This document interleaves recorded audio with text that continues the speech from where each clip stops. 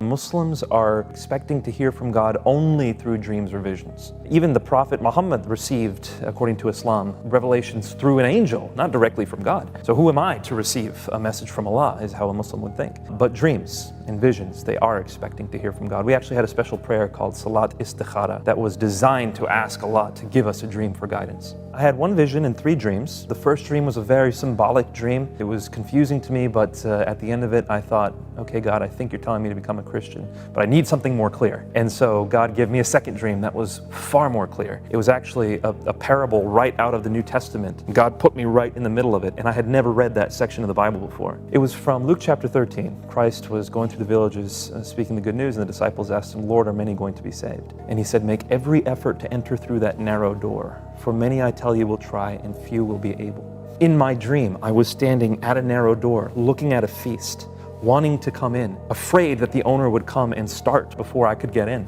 The third dream, I was on a set of stairs coming up and out of the mosque. The people around me were actually people that I respected highly in the Islamic society that I was a part of, but they were all sitting below me or behind me, which in that symbolism meant they were not as far along the path of truth as I was. I was on my way out of the mosque. I did not hinge everything on the experience of these dreams, but they were confirmatory for all the evidence and the research that I had spent years on.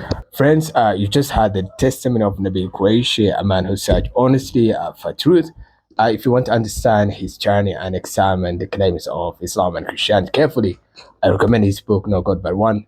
This book combines Allah and Jesus.